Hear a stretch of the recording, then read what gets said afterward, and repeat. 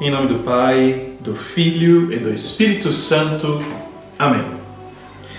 Olá, seja muito bem-vindo. Praticamente a nossa reta final dessa nossa caminhada bíblica, lendo juntos, olhando juntos, rezando juntos e aprendendo juntos, também partindo do Evangelho de São Mateus. Hoje nós entraremos no capítulo 26, que vai fazer parte dos 3 capítulos, os últimos 3 capítulos não, mas do grupo dos 3 capítulos, que vai tratar sobre a paixão, morte e ressurreição do Senhor. Nesse capítulo 26, nós vamos tratar quase que com os acontecimentos que antecederam isso, né? Nesse capítulo 26. Depois no 27, a gente vai cair para a paixão, depois no 28 para a morte e ressurreição, tá bom? Então, nesse capítulo 26 é um capítulo bastante extenso, tá? Capítulo bastante extenso. Mas eu queria que nós hoje tanto aprendêssemos quanto olhássemos 3 realidades do capítulo, tá bom? Portanto, pegue sua Bíblia aí e vamos juntos dar uma olhada naquilo que o Evangelho de São Mateus nos apresenta nesse capítulo 26, tá bom? Nós vamos dar uma passada por algumas coisas e depois, nos 3 lugares próprios, a gente vai parando, vou falando e a gente vai rezando e aprendendo juntos, tá bom? Bom, o capítulo 26 começa com uma introdução do complô que foi armado contra Jesus. Não Judas, nesse sentido, Judas ainda não está aqui nesses primeiros versículos, ele vai aparecer como um agente da trama lá no versículo 14, né? Jesus vai combinar a traição e vai receber 30 moedas de prata, mas aqui no início do 26 a gente já vê esse complô, essa tentativa para matar Jesus, não?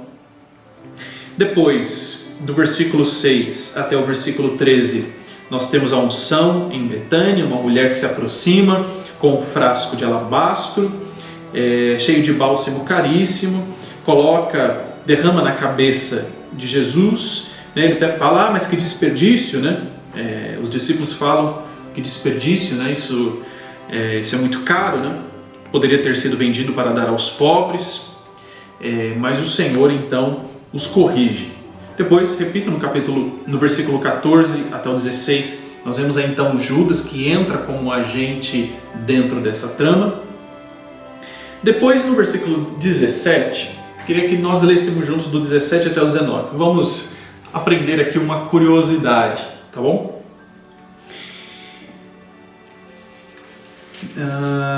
Vamos lá. No primeiro dia dos pães sem fermento, os discípulos aproximaram-se de Jesus e perguntaram: onde queres que te preparemos a ceia pascal? Jesus respondeu: ide à cidade, até tal homem, e dizei-lhe: o mestre manda dizer, o meu tempo está próximo, vou celebrar a Páscoa em tua casa junto com os meus discípulos. Os discípulos fizeram como Jesus mandara e prepararam a ceia pascal. Aqui o interessante é que nós não sabemos quem é esse homem, não sabemos, entre aspas, tá bom? Pelo menos aqui não diz no Evangelho de São Mateus, né? Não está sendo explícito aqui, não diz, e nos outros capítulos também não é explícito, mas não diz quem é o homem, quem é a pessoa e quem é a casa. Porém, a tradição católica crê que essa casa aqui, aonde o Senhor ceou a ceia com os seus discípulos, é a casa de Marcos, que depois vai se tornar secretário de São Pedro nas suas viagens de evangelização, vai estar em Roma quando Pedro for martirizado e depois vai escrever o primeiro evangelho, que é o Evangelho de São Marcos, segundo São Marcos. Não? A tradição crê muito que essa casa, onde aconteceu a Santa Ceia, onde aconteceu a Eucaristia, a missa, por assim dizer, é a casa de São Marcos, né? Até a tradição crê também que essa casa é justamente próximo do Horto das Oliveiras que seria da família de São Marcos. Talvez A família de São Marcos, o trabalho da família de São Marcos, né? O ganha-pão da família de São Marcos talvez seja justamente o cultivo das oliveiras e o óleo, consequentemente, das oliveiras. Não? E em Pentecostes, no cenáculo, é a mesma casa. Acredita-se, dentro da tradição, acredita-se que seja a mesma casa. E por que eu estou falando isso? Estou falando isso porque São Marcos é esse que está presente, não? Está presente na Santa Ceia, na Ceia Pascal, e também no Pentecostes, e contempla todo esse acontecimento, não? Depois, a partir do versículo 20, o Senhor vai anunciar a traição, e a partir do versículo 26 vai ser a Eucaristia em si, não? E imagina, não? São Marcos vendo os discípulos, que não era São Marcos ainda, mas era Marcos, não? Vendo os discípulos, vendo aquele acontecimento, vendo Jesus em sua casa, vendo aquela ceia acontecer. E por que eu queria salientar isso? Porque São Marcos, então, pode não conhecer com tanta intimidade, assim, a priori, no primeiro momento, mas conhece os apóstolos, não? E depois vai conseguir testemunhar essa conversão, essa mudança dos apóstolos, não? Nós veremos nos próximos versículos que os apóstolos dizem, não, nós vamos com o Senhor até o fim, nós morreremos pelo Senhor e tudo mais, mas a gente vê que nada disso acontece, não? A gente vai ver que Pedro, ainda no capítulo de hoje, vai negar Jesus 3 vezes, Portanto, São Marcos é esse que consegue contemplar essa transformação dos apóstolos, não? Antes de Pentecostes, depois de Pentecostes, não? Por assim dizer, antes de fazer experiência do Cristo, por assim dizer, mas depois de fazer toda essa experiência do Cristo. Então, São Marcos é esse que vai conseguir olhar esse panorama de crescimento, de evolução, de fé, de esperança, de evangelização, não? Enfim. Depois, no versículo 30, o Senhor vai predizer, vai falar sobre que eles vão deixar e vai dizer para Pedro que ele vai negar 3 vezes, não? A partir do versículo 36, nós temos toda a oração do Getsemane, os discípulos que dormem, o Senhor que chama a atenção, mas não consegue nem vigiar e orar comigo e tal. Depois, a partir do 47, acontece a prisão de Jesus Cristo. A partir do versículo 57, começa meio que o julgamento, mas um julgamento bem chulo do Senhor. E eu queria que a gente entendesse aqui, se a gente for olhar no versículo 64, vamos ler juntos. Melhor, vamos antes. Versículo 62. O sumo sacerdote levantou-se e perguntou a Jesus: nada tem a responder a estes que testemunham contra ti? Jesus, porém, continuava calado. E o sumo sacerdote lhe disse: eu te conjuro, pelo Deus vivo, que nos diga se tu és o Cristo, o Filho de Deus. Jesus respondeu: tu disseste. Além disso, eu vos digo, a partir de agora, vereis o Filho do Homem sentado à direita do Poderoso e vindo sobre as nuvens do céu. Olha, eles pediram uma confirmação, diz se tu é. E o Senhor está praticamente dizendo, ele só não disse a palavra sim. Mas o Senhor está dizendo, tu dissestes, e além disso eu vos digo. A partir de agora vereis o Filho do Homem sentado à direita do Todo-Poderoso e vindo sobre as nuvens do céu. O Senhor está praticamente confirmando. Mas o que acontece? Olha, versículo 65. Então o sumo sacerdote rasga suas vestes e diz: blasfemou! Que necessidade temos ainda de testemunha? Ouvistes agora a blasfêmia. Que vos parece? Responderam: é réu de morte. É o que nós já falávamos, não?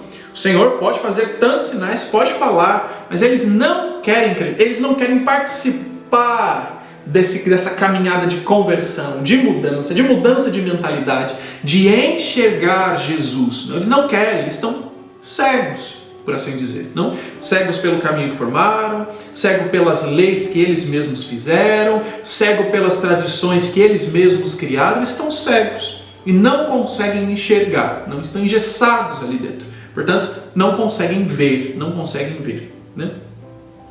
E depois, a partir do versículo 69, nós teremos então a negação de Pedro.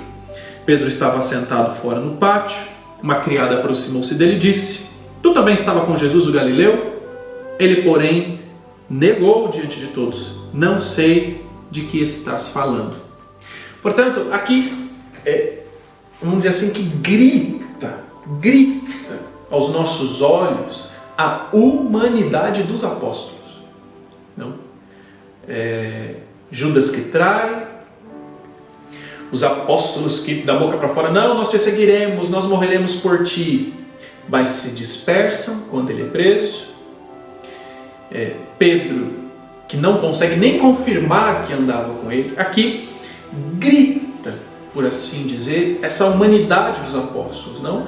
A humanidade que é a nossa humanidade também, não? A nossa dificuldade em crer, a nossa dificuldade em estar no Cristo, a nossa dificuldade de defender a fé e tudo mais, não?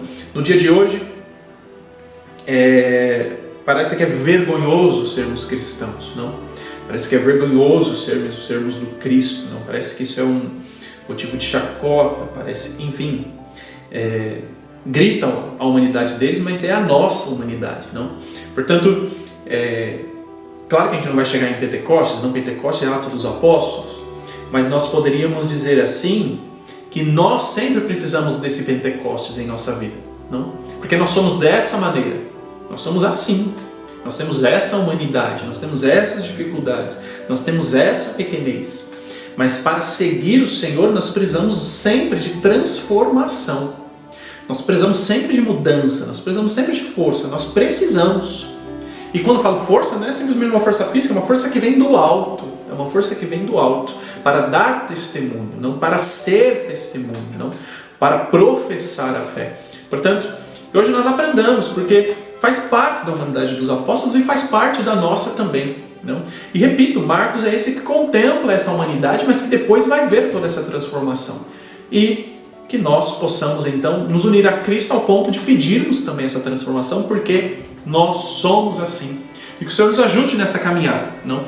Uma caminhada de fé, uma caminhada árdua, uma caminhada de cruz, Portanto, mais do que nunca, repito, nós precisamos da força do alto sempre, pedir a força do alto para que nos acompanhe nessa caminhada de testemunhas do Senhor neste mundo, não?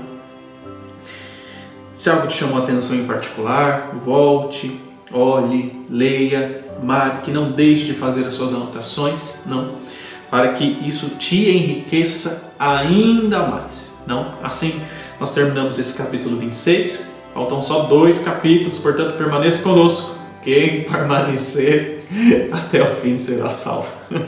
Que Deus abençoe você. Em nome do Pai, do Filho e do Espírito Santo. Amém.